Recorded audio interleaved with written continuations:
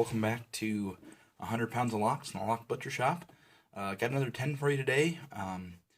Nothing too exciting, so hopefully we'll get through them real quick, and I'll be able to go on to making the next couple videos, which will probably be the last ones. So let's get started. Starting out, this guy, I think we've seen one of these before. It's a solid super lock brass. If not, we've seen one, a similar body style, I can't remember. Looks like it's got number 7 on the top. Oops, sorry about that, that's probably really loud. And just a warded padlock, warded brass padlock, but even a warded padlock looks beautiful after growing that nice patina on it. So just a neat little lock. Next we got a master number, I think this is a, well, I'm gonna have to guess. I think it's a 55 or a 44. Let's see. Oh, 55, there it is. Kind of filled in there, but anyway. A little warded padlock with original key. So that's neat. It's got that neat Master Lock logo on it. It says made in Milwaukee, where they used to make them. It's got those cool star rivets. I don't know if that was just a byproduct of the the stamping method, or if it was actually something they did on purpose, but kind of a neat little flair added to it. But anyway, it's a Master Lock 55. No other writing on it or anything like that. And I suppose I better see if the key works. Let's see. Yep, works like a charm. You can tell that thing hasn't been opened in quite some time. Got some corrosion down there on the bottom. But anyway, master number 55. Next we got this eagle, and it's kind of cool. It's got like a stripe design on it. It's got a patent on the top. And on the bottom, it looks like it might have had, I don't know for sure if that's just the drainage hole at the top there, or if it might have had like a sliding cover that went over the keyhole, but it was probably just a drainage hole. But anyway, that's the eagle. And I guess I could find out by the patent, right, roughly when these are made. So I can do that. I would guess 60s, 70s, something like that. But that's just throwing a number out there, just judging by the design of it and all that stuff. So anyway, that's the little eagle with the stripes. Got another Dudley. This one's pretty beat up, so it was probably used quite a bit. Could even have been like a high school lock or padlock. Well, I don't know, maybe not, because the back's not rubbed off too much. But the front's all beat up, and that might be just, ooh, and it's seized up something good on one of those numbers. Uh-oh, probably had the combination. Nope. But anyway, still can't open these. Still don't know how I'm going to get into all the rest of those that I have, but I'm having a lot of fun working on it. So, another old Dudley. A little bit rough shape, but still a nice lock nonetheless. Got a little Pilot padlock. Has a sticker on the back. Probably looks like it says $7 or maybe $1 or something like that. Probably at a garage sale or something like that. It's marked with an M. But beautiful little tiny brass luggage lock or something like that. It says Pilot on it. It's always cool to find out the different, the words on these and stuff like that. Because they put about every word possible on this type of lock. Pilot, secure, safe, all that kind of stuff on those. So up next we got this Corbin, and I think this is really cool. I don't have one of these. I've never seen one before. Well, maybe I have, but I'll show you. It's a Corbin. It says 9970 on the front. I believe that's the model number. But I think it says 9970, but it is just such a cool lock. I'm not sure if it was it looks like a number 3 at first glance, but then you can see there's no wards in it. Or actually, I'm not sure if it does have wards, or excuse me, laminates. It's laminations, I'm sorry. I'm not sure if it does have laminations and they're just covered by that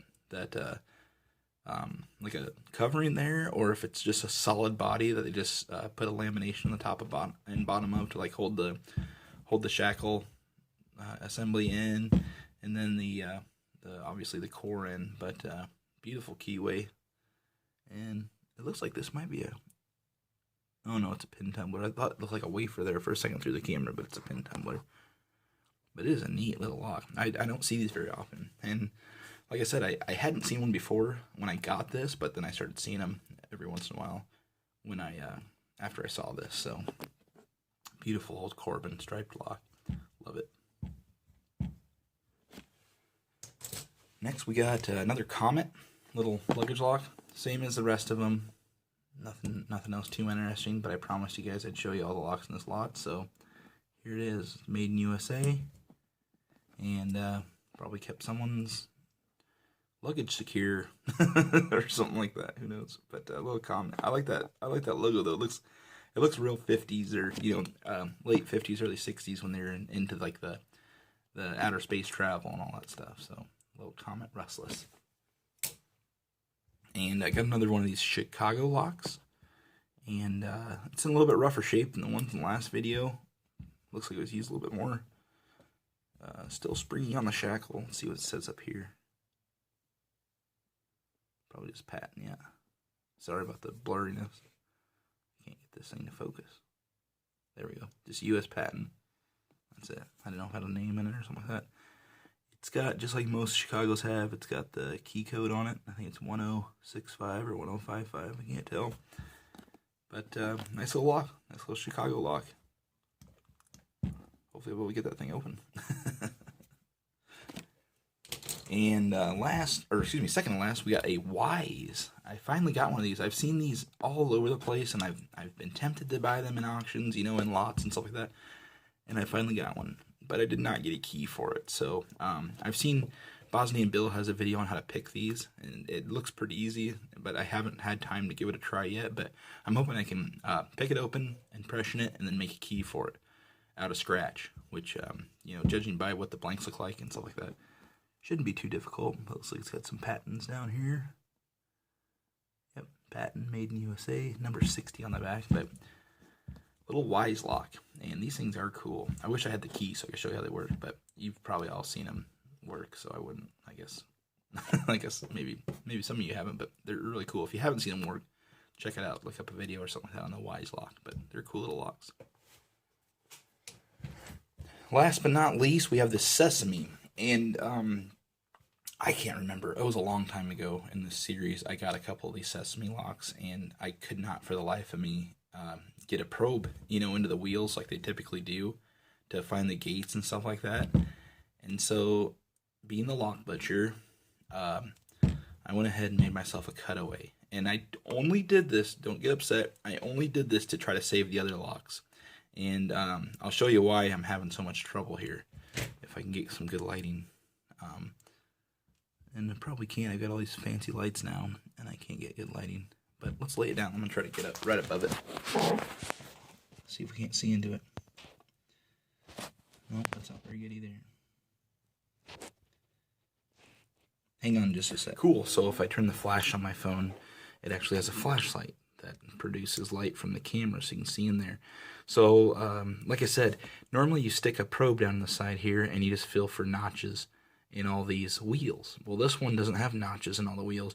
It has, the third wheel doesn't have any notches on either side of it. If you go in on either side of it, you're not going to hit any notches. And the first one doesn't have any notches on the other side of it. If you can see that. Nothing to catch the gate. But if you look here next to the second and fourth, you'll see the gates moving. Let me see if I can get a better view of this. Okay, so that's better. But you can see the wheels moving there. You can see that's the gate there. And let's see if we can get a better view. You can see that wheel there. You can see that gate open up. Maybe. There we go. You can see that gate open up too. Right there. So the old method of sticking up there, you see it move right there. But the old method of sticking a thing down the side of each number doesn't work. I have to go down the side of this, and then I have to be able to tell, am I on the number 1 wheel gate or am I on the number 2 wheel gate? So that's why it's a little bit trickier. But this sheds more light, literally, on what I need to do to find out how to open these. But you can see there, I can get a better close up. You can see there when the wheel spins, there's where we want to find our notch, and that's where we would count off from. And then this one here, we would have to line up as well. So what I have to do is I have to stick a probe down in there, kind of tilt it sideways, and then find out where both of those gates are at the same time. Then I'll have these two numbers, and then I will have to do the same thing on the second wheel, on the left side of the second wheel, and find the numbers. Excuse me. But that is going to be tricky, because I can almost guarantee that along with putting those gates right next to each other on those dials, they probably put them in different areas too. So this one has on the second and fourth on the left side, and who knows, maybe the first on the right side and the third on the right side or something like that, or the third on the left side. I'm sure they moved those around too, I would think. I don't know. I guess I'm not sure, but I would think they would have moved those around too for a little bit of added security, because these were pretty secure back in their day as far as combination lock that you could use. But anyway, that's why I'm having trouble with these, and that is why just the standard method of sticking something thin next to all those wheels isn't working. I got to find out which wheels have the gates by them, and then I have to figure out both gates at the same time. So that adds a little bit of difficulty, a little bit more difficulty to it than, say, just going on the side and feeling for the flat spot or the deep spot or whatever. So anyway, that's the trouble I'm having. And like I said, I only did that for educational purposes. I wasn't trying to really destroy the lock or anything like that. But this will probably stay in my collection as, I don't know, my first homemade cutaway, or maybe it's not my first, but I've cut up lots of locks. So anyway, thanks a lot for watching, and I hope that helps some folks get into those if they need to. But we're getting down to the end here, and I know I sound like a broken record because I've been saying that every video. That flash on that phone is actually kind of nice. You can see it. You can see everything real well. I might have to turn that on. I'm going to have to turn that on more often. So anyway, thanks for watching, and we'll see you next 10. And like I said, I love your comments. Love doing this, so thanks a lot for watching.